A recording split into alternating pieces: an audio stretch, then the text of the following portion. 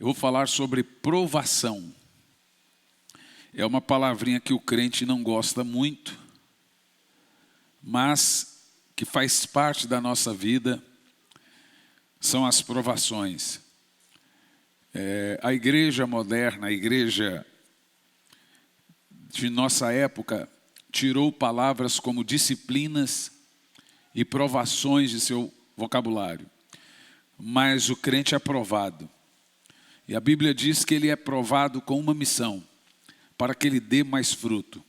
O Senhor vem e nos poda, para que então ele dê mais frutos. E eu gostaria de mencionar com você aqui, nessa manhã, estudarmos um pouco, a partir da carta do apóstolo Tiago, do capítulo 1, dos versos de 1 ao 18. E quando nós fazemos uma exposição de um capítulo, não sei se você sabe, nós vamos parafraseando esse capítulo. A gente não para ler, porque nós vamos, à medida que o capítulo vai avançando, aí na tela vai deixando, a partir do verso 1 seguindo, a gente para e vai explicando o texto então mencionado. Quem era, em primeiro lugar, o apóstolo Tiago? No Tiago 1:1 nos ensina algumas verdades, a partir do verso 1. A primeira verdade que nós aprendemos nos versos 1 em diante, é que a vida do cristão não é uma redoma de vidro. Que a vida do cristão não é uma redoma de vidro. Não é uma colônia de férias. Tiago escreve então aos irmãos judeus convertidos. Eles estavam vivendo na altura sobre o domínio do Império Romano. Tiveram seus bens saqueados, eram espancados, sofriam por causa de Jesus. Tiago nos ensina que nós não somos poupados dos problemas, mas nos problemas. Nós não somos livres da fornalha, mas somos livres na fornalha. Aí surgem algumas perguntas. Por que o crente fiel, o crente verdadeiro, o crente piedoso, por que esse tipo de crente fica desempregado? Por que o crente fiel sofre doenças? Por que um crente fiel passa por momentos de dor e de sofrimento? É fato que muitos estão vivendo momentos felizes. Eu estou no melhor momento da minha vida. Mas muitos estão vivendo um momento de dor, momento de perda. Eu não sei se foi o ano passado, mas só essa igreja aqui fez 7 velórios. Teve dia que de manhã era um velório e à noite era uma festa. Essa é a nossa vida, né, pastor João? De manhã a gente faz um velório e à noite tem que ir se alegrar. De manhã você chora com os que choram e à noite se alegra com os que se alegram. Nós entendemos naquela altura que era um momento difícil que nós estávamos passando. Essa igreja aqui, essa comunidade, desde que ela começou há 4 anos e pouco atrás, raros foram os momentos que ela não passou por lutas, que não passou por algum tipo de problema. E também você pode imaginar na sua vida e trazer à memória, e talvez você pode estar dizendo, já está passando por muitos momentos, ou talvez até anos, em que eu enfrento lutas, em que eu enfrento problemas, e a batalha tem sido grande. Agora, nesse ponto, tem 2 situações a serem abordadas. Primeiro, a dor que Deus transforma em triunfo. E segundo, o triunfo que Deus transforma em dor. A tristeza que Deus transforma em alegria, e a alegria que Deus transforma em tristeza. Esse é o ponto abordado aqui. Em primeiro lugar, dentro já da exposição, Tiago 1, verso 2 ao 4, nós vamos ler. Transformando tribulação em triunfo. Meus amados irmãos, considerai motivo de grande júbilo o fato de passardes por diversas provações. Se você olhar esse texto, você vai falar assim: Tiago está com problema. Como assim? Considera motivo de grande júbilo. Olha, eu posso até entender que Deus envia provas, mas jubilar, ser alegre e ficar feliz, o fato de passardes por diversas provações? Vamos ver dos versos 3 e o 4. Por quê? Olha, isso é fantástico. Sabeis que a prova da vossa fé produz ainda muito mais perseverança. Vamos lá. E a perseverança deve ter plena ação, a fim de que sejais aperfeiçoados e completos, sem que vos falte alguma virtude. Observa o texto. Sem que vos falte alguma virtude. Tiago agora está falando sobre a provação na vida do cristão, e aqui ele nos ensina 4 verdades nesse texto. Primeira verdade: as tribulações, as provações da vida são compatíveis com a fé cristã. Tudo que você passa, escute bem, desde um diagnóstico desfavorável até uma perseguição de alguém falando de você, está servindo para produzir em você uma glória a Deus muito grande. Está produzindo em você alguma virtude que lhe faltava. Então, todas as provas na Bíblia Sagrada, elas são professoras. Elas estão produzindo em nós virtudes. Então, como nós lemos aqui no verso 2, as tribulações são compatíveis com a fé cristã. Por que o crente sofre? Por que crentes passam por privações? Por que crentes sofrem prejuízos? A palavra de Deus nos adverte a esperar, a contar com a aprovação. Ela não será sempre, mas ela vai vir. Jesus disse em João 16:33, no mundo tereis aflições, mas tende bom ânimo, eu venci o mundo. O apóstolo Paulo diz em Atos 14:22, por muitas provações nos é necessário entrar no reino de Deus.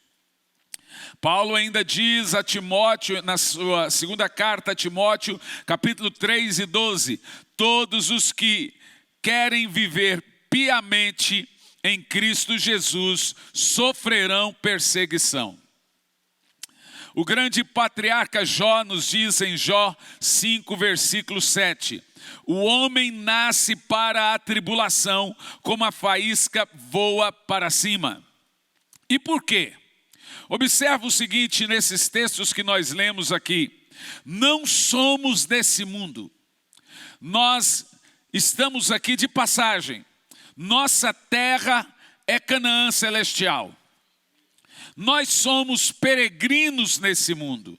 Nosso lar permanente não é aqui. Nossa morada permanente está nos céus. Por esse motivo, enquanto nós estivermos aqui, nós iremos conviver com dor. Nós iremos conviver com sofrimento e com tribulações. Porque todos que estão nesse mundo têm que conviver com essas situações. Eu sei, meus irmãos, que pregadores modernos pregam de uma maneira como se a partir do momento em que você se converteu, você não vai mais passar por dor. Sua família não vai ter mais problemas, você não terá mais problemas. Mas essa é uma teologia chamada teologia triunfalista que não é verdadeira. É evidente que nós temos que pregar vitória para você, pregar que você vai ser abençoado, e isso é muito importante. Mas você também precisa saber que o fato de você ser um cristão não lhe isenta de passar por lutas e passar por provas. Em segundo lugar, no verso 2, deixa aí para mim, as provações são variadas. No verso 2 diz assim: irmãos, considerais o motivo de júbilo. Agora, fiquem presos aí na palavra diversas provações. A palavra diversas aí é a palavra grega para poikilos, e significa diversas cores. O que é interessante aqui é que o apóstolo Tiago, quando ele vai falar sobre diversas provações, ele não está falando diversas no sentido de muitas provações. Ele está falando de diversos tipos de provações.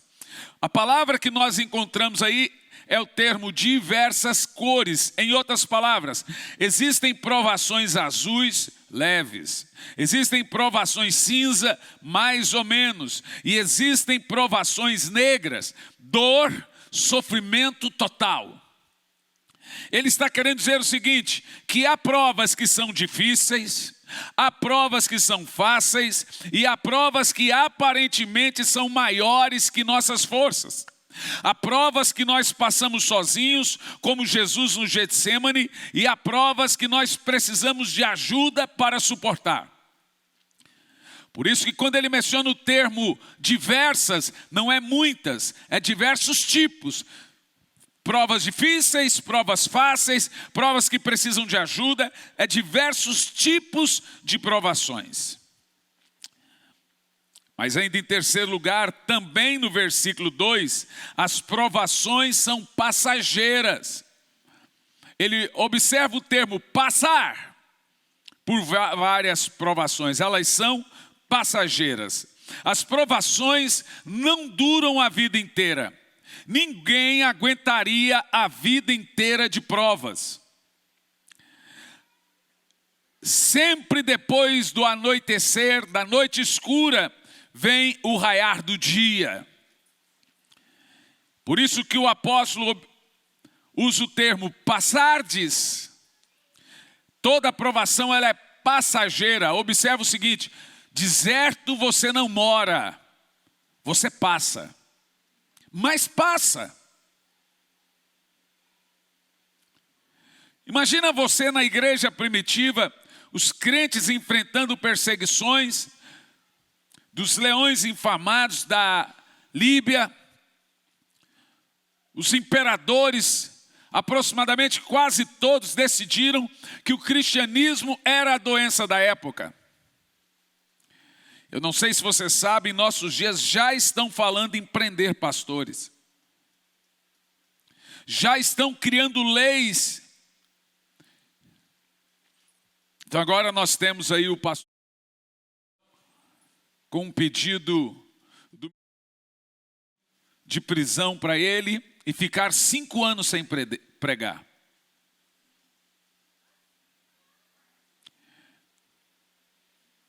Se você não entender que nós estamos de passagem nesse mundo, quando a provação vier, você não vai suportar. Você imagina alguém chegando para você e dizendo: se você não negar Jesus, eu mato o seu filho. Você já pensou nessa possibilidade? Pois essa é uma possibilidade real. Essa possibilidade já é real em boa parte dos países como Coreia do Norte, China, Venezuela.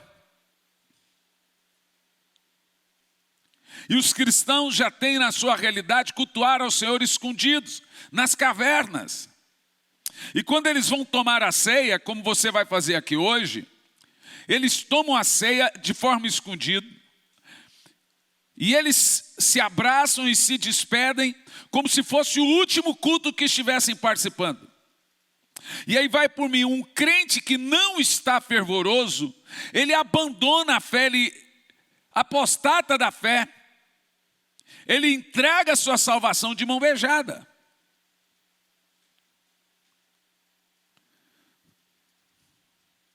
Deixa eu te falar uma coisa.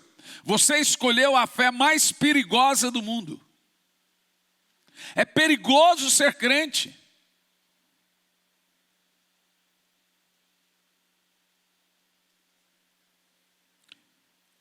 A Bíblia diz, Jesus disse, bem-aventurados sois vós quando perseguirem e mentindo disserem todo mal contra vós.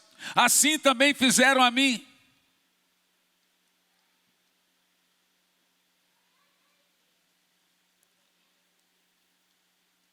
Bem-aventurados sois vós que suportais sofrimento por minha causa.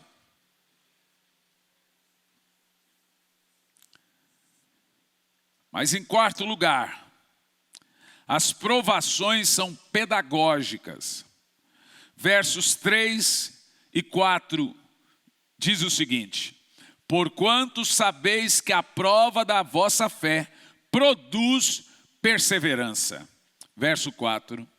E a perseverança, por que nós somos provados? Deve ter ação plena, a fim de que sejais aperfeiçoados e completos, sem que vos falte qualidade, virtude algum.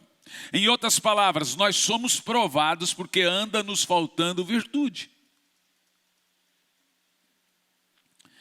Nas provações da nossa vida, nossa fé é testada para mostrar se essa fé é de fato genuína ou não. Olha para mim. Deus é joalheiro, não ferreiro. Eu quero dizer que quando o joalheiro testa a joia, não é para ele, joalheiro, saber se ele é um verdadeiro joalheiro. É para a joia saber se ela é verdadeira. O joalheiro não testa a joia para ele saber se ele é um bom joalheiro. É para saber se a joia é verdadeira. E Deus é um joalheiro, não ferreiro. Ele não está atrás de metais vis simples. Ele está atrás de joias, como você. E se você é uma joia ou não, é a pressão, a provação que vai dizer. Uma coisa que eu aprendi sobre provas, que sempre quando você vai mudar de estação na sua vida, sempre quando você vai mudar de ciclo na sua vida, estabelece uma prova. O texto é tão prático que diz que o Senhor nos poda para que haja crescimento. Então, aonde estava ali meio cansou de crescer, ele está usando a linguagem de um agricultor podando uma vinha. Você já viu como se poda uma vinha? Quem já viu? É bem no lugar onde ela deu o seu último fruto. Ela acabou de dar aquele cacho, você vai lá bem naquele lugar e corta. E a ponta da onde deu fruto, ela seca. Você já viu isso? Ela seca de uma maneira que se você não for lá e podar, aquele galho não vai dar mais fruto. Aquele último galho que deu o último fruto, ele dá uma secada. Aí você tem que ir lá e podar. É igual o cabelo. O cabelo você corta ele para ele crescer de novo. Quanto mais você corta, mais ele... Igual a barba. Essa coisa horrível, meu Deus. A pior coisa do mundo é fazer barba. E você faz barba, quando você começa a fazer barba, quando criança, ela nasce fininha. Uma vergonha. Aí você vai fazendo e aquilo vai engrossando, vai ficando cada vez pior. Você já viu a unha de uma pessoa? Vou te falar. Meu pai pedia para eu cortar a unha dele. Chegou uma certa estação do mundo da vida que não dava mais para cortar. De tão dura que ficou. Aquilo já não era mais unha, era casco. Mas falando da vinha, os galhos secam se você não podar. E é esse o texto que Jesus usa. Eu podo para que dê mais frutos e esse fruto permaneça. E poda dói, gente. Igual arado. Você já viu o que é um arado? Arado é o seguinte. Pega o arado e você vai arar a terra. Com qual propósito? De pegar as pedras e as raízes e jogar para cima. Por que que joga para cima? Porque se não jogar para cima, quando você jogar a semente, vai bater numa raiz ou vai bater numa pedra. Então você prepara a terra assim, você vem ferindo a terra, rasgando ela. E à medida que o arado vai passando, as pedras, né, que estavam lá embaixo e a raiz vai sendo jogada para cima e a terra vai ficando fofa. Mas é um processo de ferida. A poda é de ferida. O arado é de ferida, mas se você não arar a terra, ela também não vai dar fruto. Tudo é ferido para ser abençoado. E a linguagem do Senhor é essa, Ele fere as plantas. Eu faço a ferida e eu curo a ferida. Ele fere a terra com arado. Ele fere as plantas com a poda. Aí vai chegar no crente, não, como é que é? Por isso que tem esse bando de crente aí sem dar fruto. Porque não se submete ao tratamento de Deus. Mas pastor, é fácil? Não é fácil.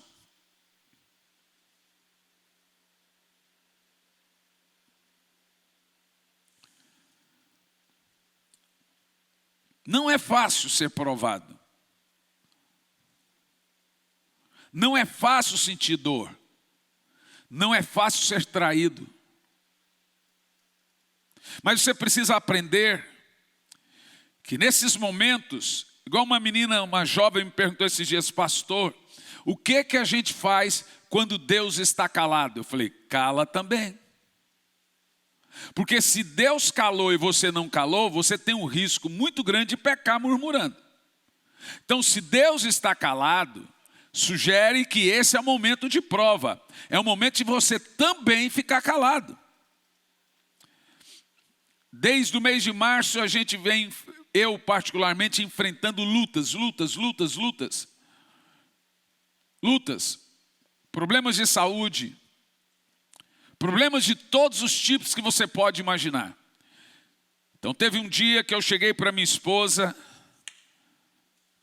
eu disse para ela em lágrimas, se tem uma coisa que eu nunca vou fazer, é questionar a Deus. Então muita gente dizia, você já perguntou para Deus por que essas coisas? Eu falei, não perguntei não. Jó fez uma pergunta a Deus, e Deus respondeu com 70.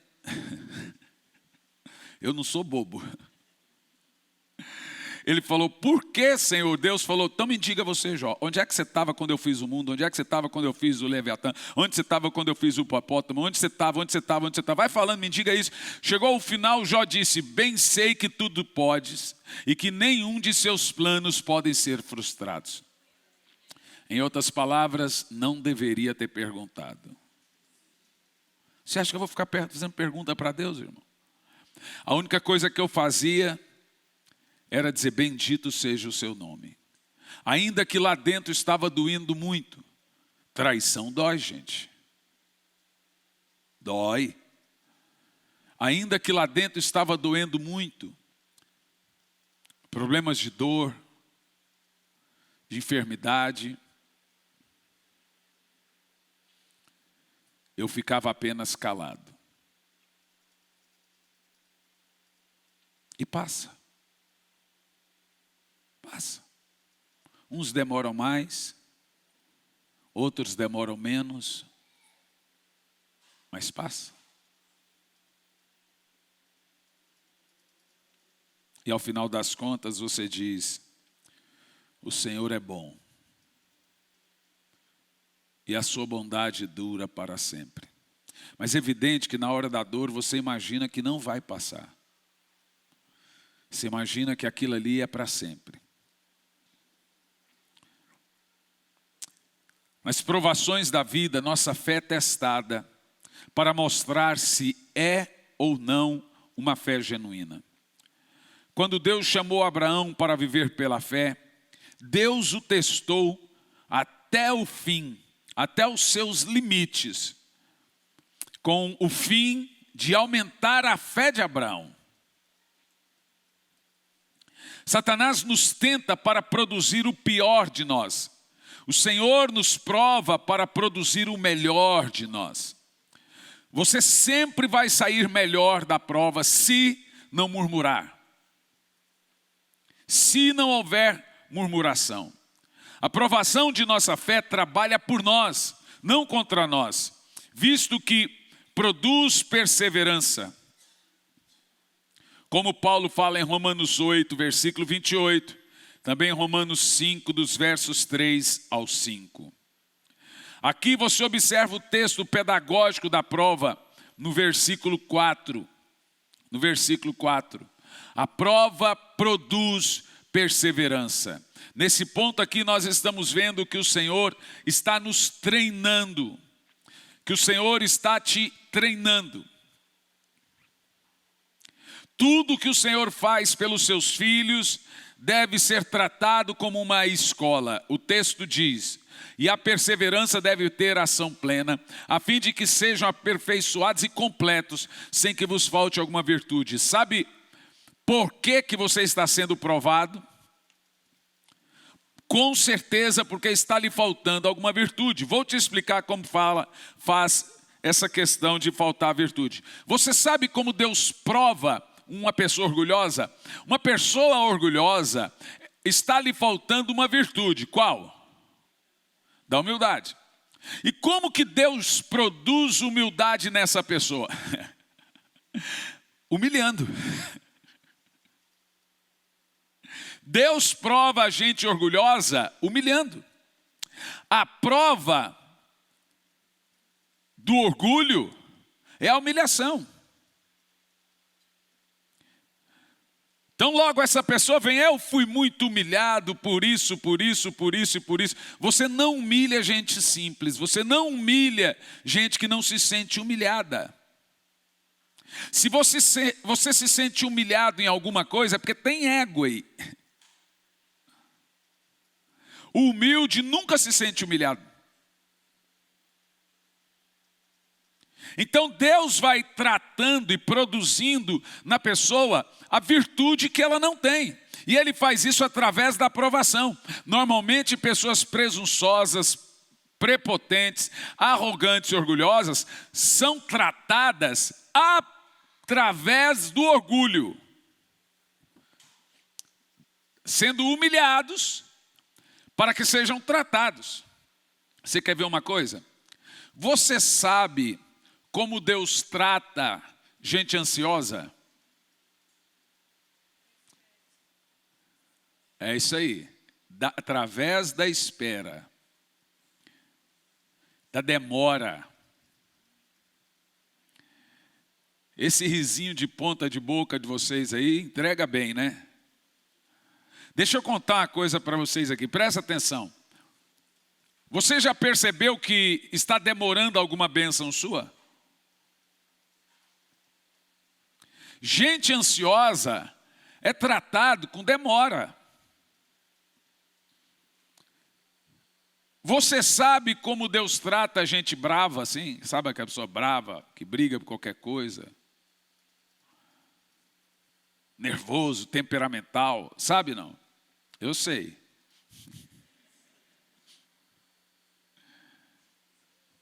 Com provocações. Para esse tipo de gente, Deus permite pessoas que fazem situações que você odeia. Ixi, irmão, eu sou perseguido. Eu costumo brincar, avião, dentro de avião, em hotel. Você não tem noção, só acontece comigo. Não importa o hotel que eu tiver, vai ter alguém batendo um martelo e um esmeril do lado.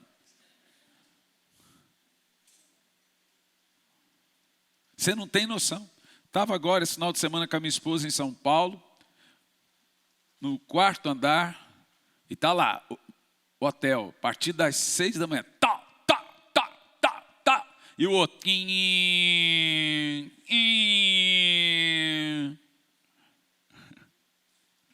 é só comigo, cachorro latindo. Eu entro no avião, criança, senta atrás e começa a chutar a poltrona. Aí chutando. Você sabe que isso é para Deus tratar você. baita tratamento. No trânsito, a pessoa resolve me fechar, buzinar, xingar, dar o dedo. Eu já ando com a janela fechada já. Aí você começa a perceber que, se Deus está fazendo isso, é porque está lhe faltando a virtude da paciência. Eu me lembro uma vez que eu entrei dentro de um avião e sentei na saída de emergência e comecei a ler um livro. Esse é meu costume, é um hábito bem comum. Aí veio a mulher do Speed. Senhores, eu preciso que vocês prestem atenção para falar com vocês sobre a saída de emergência. Eu com o livro olhei para ela e falei assim, pode falar. E continuei a ler o livro, ela olhou para mim, senhor, eu queria que você prestasse atenção, me escutasse. Olhei para ela e falei, estou escutando, moça. Não sei o que, não sei o que, não sei o que. Porque um pouco a mulher foi e puxou o livro da minha mão. Tem alguns aí que se viram em mim agora, né?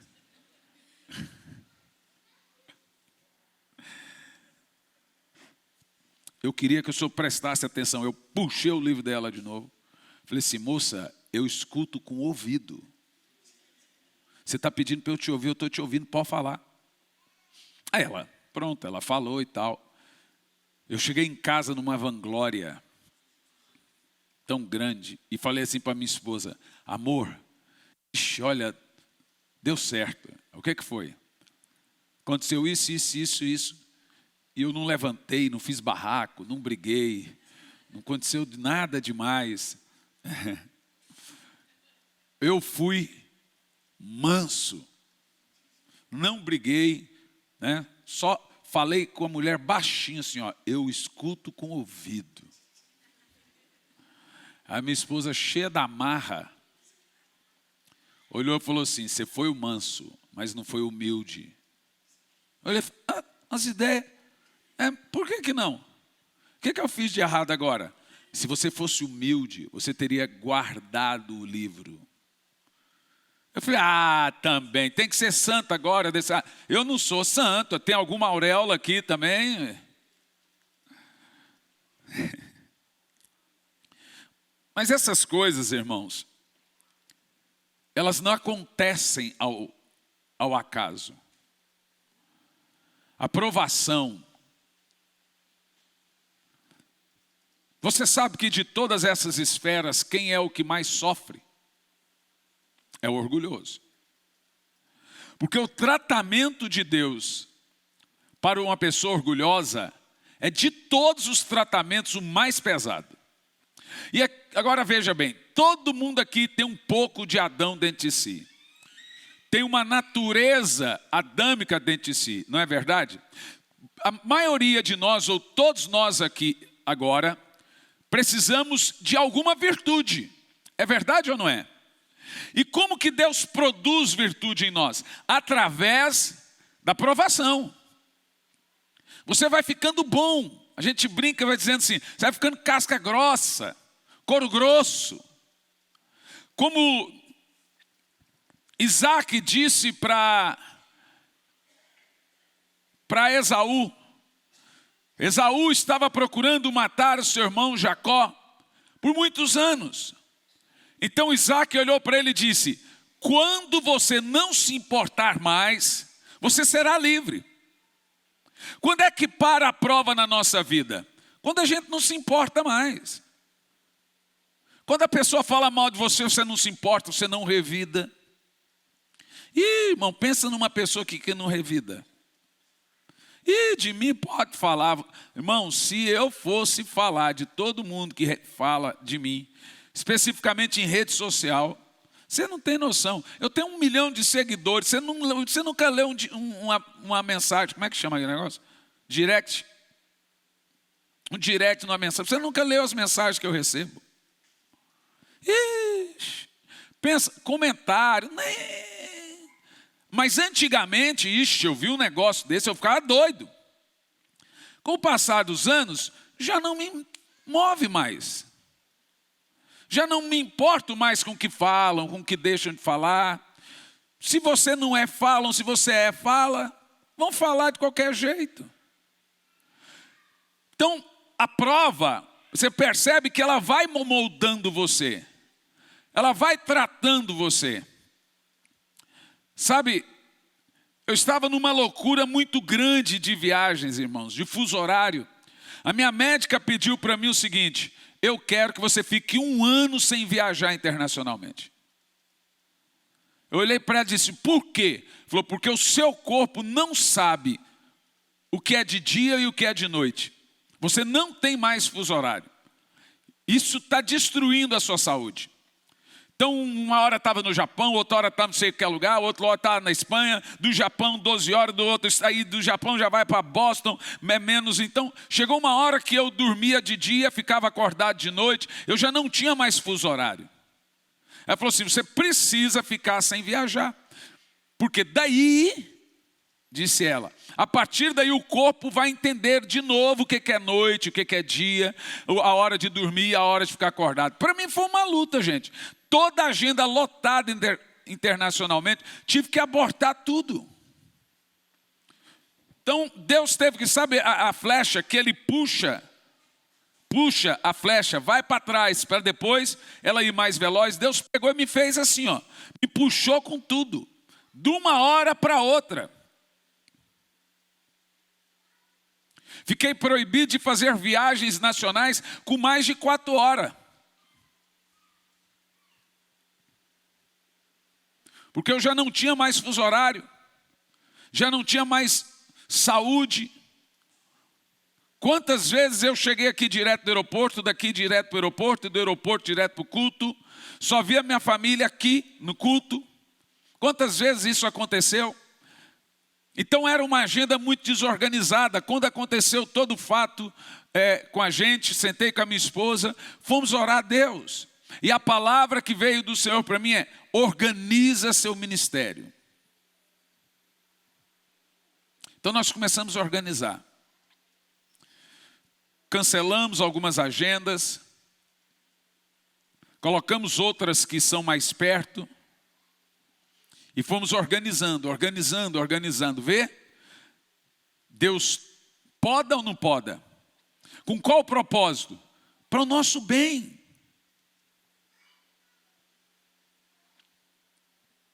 Para o nosso bem. Como lidar de forma sábia com as provações? Versos 5 ao 12.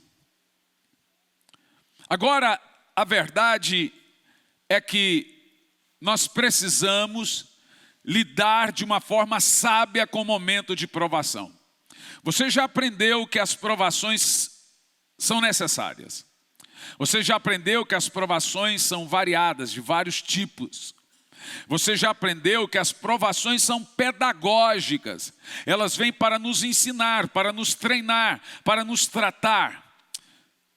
Agora vamos entender que não tem como evitar provações. Não adianta orar: Senhor, me livra da provação. Apesar de doer, elas são para o nosso bem. Então não tem como evitar as provas.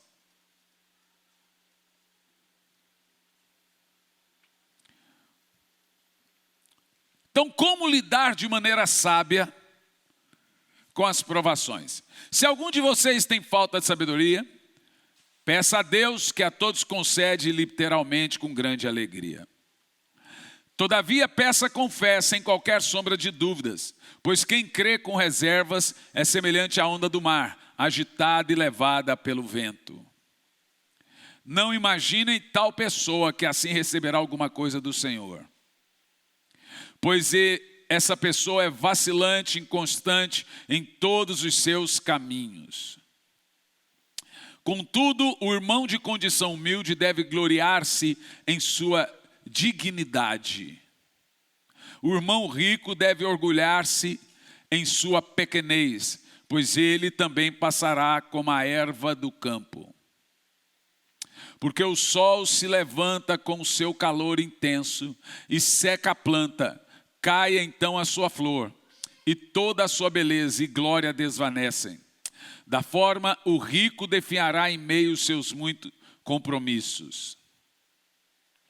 Feliz a pessoa que persevera na provação, porquanto, após ter sido aprovada, receberá o prêmio da coroa da vida que Deus prometeu aos que o amam. O alvo de Deus em nossa vida sempre será a maturidade cristã. À medida que somos provados, devemos pedir a Deus que nos mostre o que Ele está fazendo. À medida que você vai sendo provado, passando por um momento de provação, sua oração deve ser: Senhor, sonda-me, vê se há em mim algum caminho mau, cometi algum pecado contra o Senhor. Se sim, me mostra para que eu peça perdão. Se não, ou se é apenas uma provação, me mostra, por favor, Senhor, a provação, me mostra do que ela se trata, o que eu preciso mudar. No verso 5 nós vemos que Deus nos prova com um propósito: nos desmamar. Então a ideia da aprovação é a sua maturidade, o seu crescimento. Com isso então a aprovação é tirar você da condição de criança. Por qual motivo? Gálatas capítulo 4, versículo 1 diz o seguinte, o apóstolo Paulo: digo, porém, que enquanto o herdeiro é menor de idade, em nada se difere de um escravo, embora sendo ele dono de tudo. De acordo com o apóstolo Paulo, você é detentor de todas as bênçãos e heranças vindas de Deus. No entanto, você não é diferente de um escravo, embora sendo herdeiro de tudo, se você for criança. A linguagem dele aqui é o seguinte: esse aqui é herdeiro, mas ainda é criança, então arrume para ele alguém que vai cuidar da sua herança. Veja, por mais que ele seja herdeiro, ele não é diferente de um escravo, porque ele é criança. O texto está deixando claro o seguinte, que Deus tem uma promessa ou bênçãos inundáveis a você, mas você não desfruta dessas bênçãos pelo fato de ser criança. Você precisa crescer.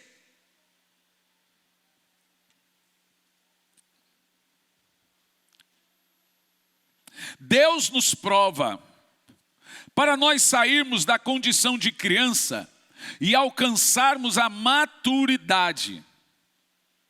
E para nós alcançarmos esse alvo de maturidade, Deus faz 3 coisas. Primeiro, há uma obra que Deus realiza por nós, que é a salvação. Segundo, há uma obra que Deus realiza em nós, que é a santificação. Terceiro, há uma obra que Deus realiza através de nós, que são chamadas de boas obras. E nesse quesito, Deus não tem pressa, gente, presta atenção.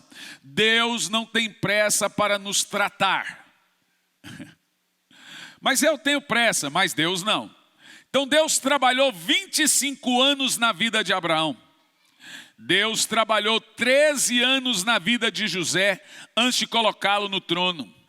Deus trabalhou 80 anos na vida de Moisés, antes de usá-lo como líder. 4 fases de 40 Moisés passou. Primeira fase de 40 está ele dentro do Egito como príncipe do Egito. Segunda fase de 40 está ele na terra de Midian como um pastor de ovelhas. Terceira fase de 40 que aí vem ele como profeta. Na realidade, Deus tratou Moisés por 80 anos. Olha a pressa dele. Foi com 80 anos que Deus falou: Moisés, desce no Egito para livrar o povo do Egito. Ele pensou que agora era para ele descansar. O que eu estou dizendo para vocês é que Deus não tem pressa em nos tratar. Eu já estou 20 anos nisso, 10 anos nisso, 15 anos nisso. Jesus trabalhou 3 anos na vida dos apóstolos antes de enviá-los ao mundo. Jesus trabalhou 14 anos na vida de Paulo antes de começar a usá-lo como grande apóstolo. Você começa a perceber que o tempo em que Deus trabalha na vida das pessoas não é curto, não.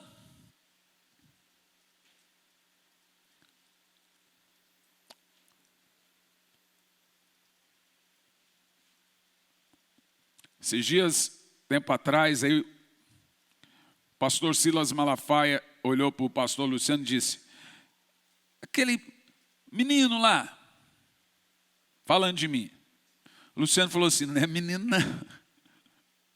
Quem vê cara não vê coração. Uma irmã agora lá na igreja, pastor Silmar, falou: meu Deus, parece um menino. Eu falei: não, minha irmã, acho que você está confundindo. Quem vê cara não vê coração. Aí o pastor Luciano disse para ele: não, ele já tem mais de 25 anos de ministério. Sabe, todas as igrejas que eu prego eu volto. Eu acumulo amigos. Eu não troco amigo. Tem gente que troca amigo. Eu acumulo amigo.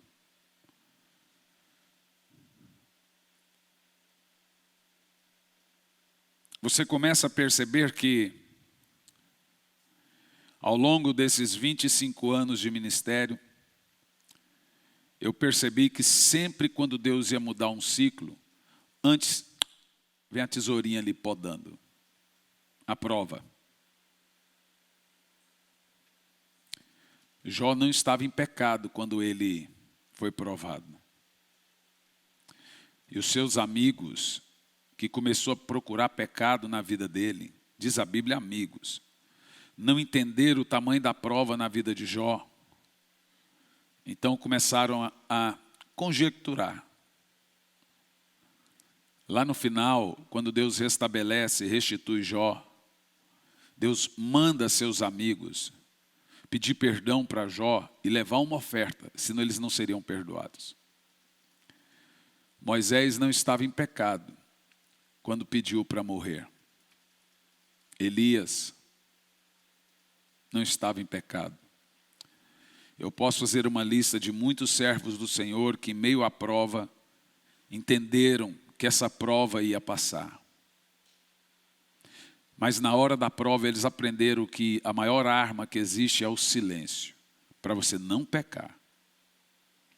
É o texto: agir de forma sábia em meio à tribulação. Se calar. Você vai ouvir vozes que vêm no seu ouvido e diz: questiona, questiona. Fique magoado com Deus. Não é justo isso acontecer. Você não merece isso. E a palavra que a gente mais fala é: não é justo. Ora, se você diz que não é justo, você está culpando uma pessoa. E aí é onde nós temos problemas sérios. Questiona. Diz para Deus que não é justo. Você precisa entender que cada a aprovação varia de tempo, de pessoa. Por que para a vida de um foi 25, para outra foi 80, para outro foi 13?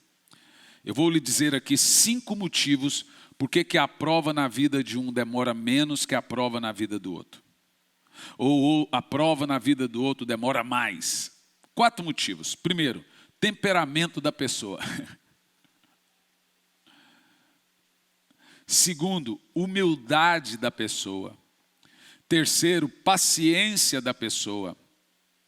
Quarto, a ousadia da pessoa. Quinto, a renúncia de cada um. Gente, eu vou dizer uma frase para você que eu disse. Eu costumo dizer e gosto de dizer: burro manso não apanha. Vou dizer de novo: burro manso não apanha.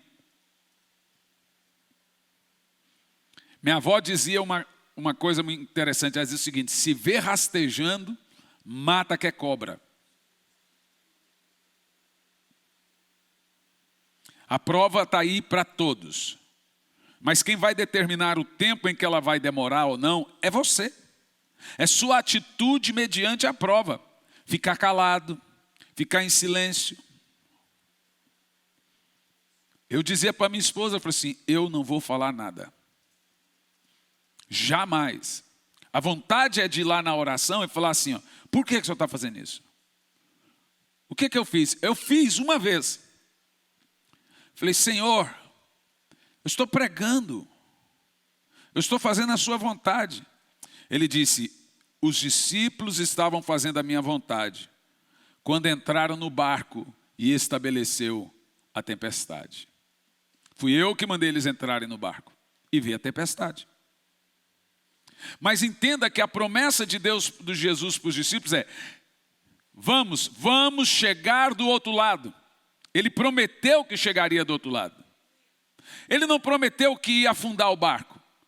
Veio a tempestade, fez um barulhão, mas o barco não afundou, porque ele prometeu que iria chegar. Eu estou aqui para dizer que aquele que fez a promessa é fiel e verdadeiro para fazer cumprir. Uma das coisas que eu aprendi a passar por provações é, na hora da oração, ir lá e pregar as verdades bíblicas para mim.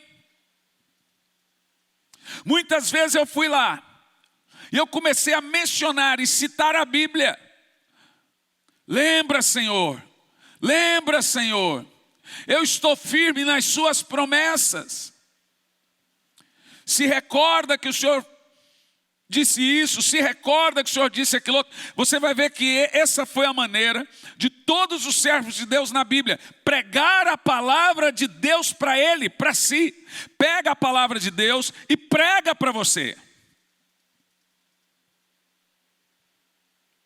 Está escrito, Senhor, na tua palavra, está escrito assim, está escrito. Pega alguma coisa na Bíblia, de alguma história que se parece com a sua, e começa a falar, o Senhor agiu, eu agora peço que assim como o Senhor fez, assim, faça na minha vida. Vê, você está aprendendo a se comunicar com Deus.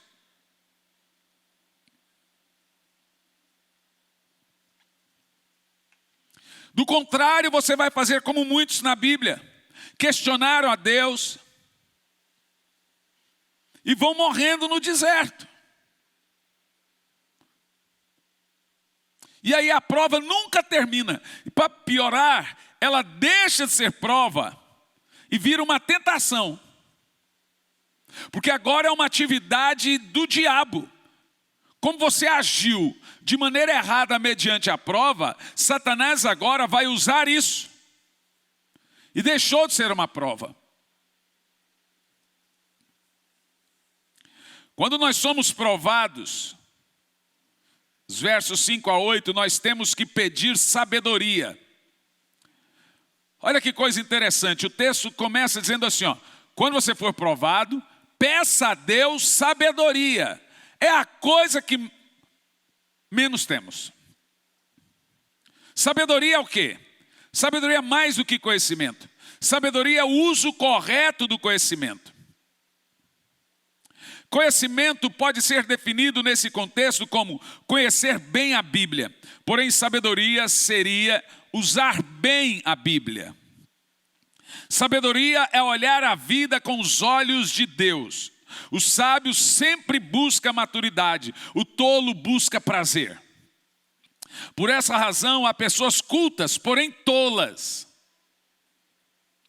Por isso, há pessoas com muito conhecimento, mas que não sabem fazer escolhas, lhes falta sabedoria.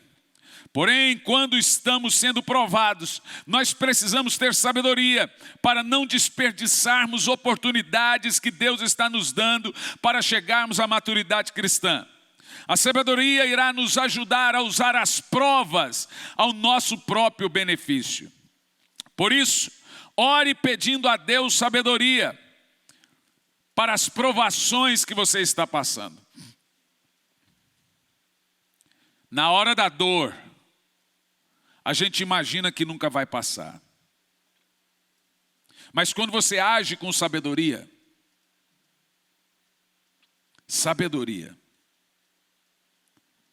Deus vê isso. Tiago nos ensina 3 coisas em cima disso aqui. É da natureza de Deus dar sabedoria. Deus é a fonte da sabedoria e Ele é o doador da sabedoria. Versos de 1 a 8, quando somos provados, precisamos orar com fé. Agora nós temos aqui um paradoxo, porque na hora da prova você está sem vontade de fazer qualquer coisa. Mas se você orou pedindo sabedoria, em todos os textos aqui você vê, na hora da prova você tem que orar. A coisa que você mais tem que fazer é orar. Orar pedindo sabedoria. Orar com fé. Orar. O que nós fazemos na hora da prova? Abandonamos a oração. É um risco, porque você fica andando em ciclo. A prova nunca acaba, porque você está lidando de maneira errada com a aprovação. E Tiago compara o homem que ora a Deus com 3 figurinhas. Primeiro, ele é como quem não ora, né? A pessoa que deixa de orar e não tem sabedoria. Ele é como uma onda do mar, é oscilante. Ele diz aqui que significa que a pessoa que não ora pode viver um dia bem, mas viverá o outro mal. Ele está à mercê da sorte. Ele não está debaixo do favor de Deus. Se acontecer alguma coisa de ruim, aconteceu.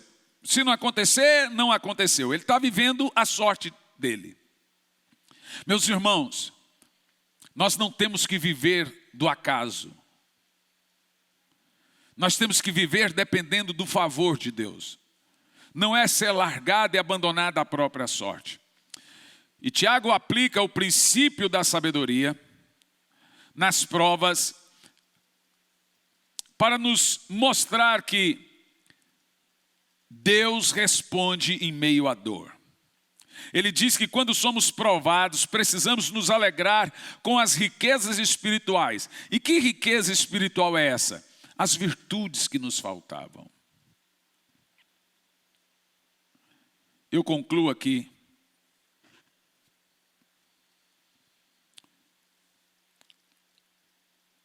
lhe dizendo algo. Nem eu, nem você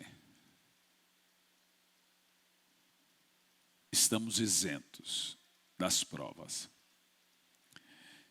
E talvez aqui, nesse exato momento, há pessoas passando por provações.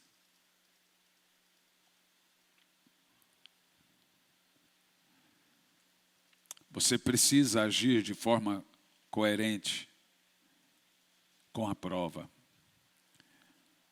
E eu lhe garanto que quando você agir de forma sábia com as provas, elas cessam.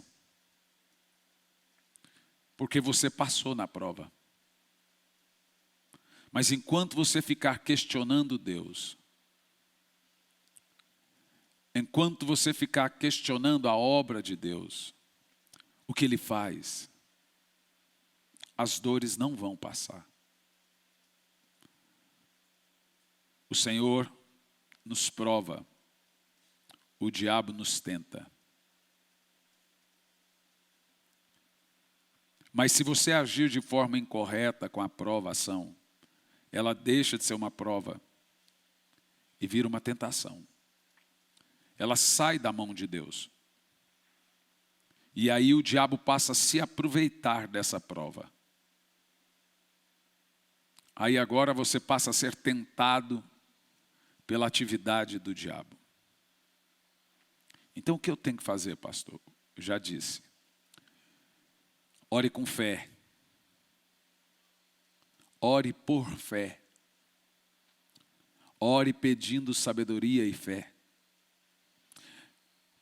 Na hora da oração, pregue para você as verdades bíblicas. Segure-se nas promessas que Deus te fez.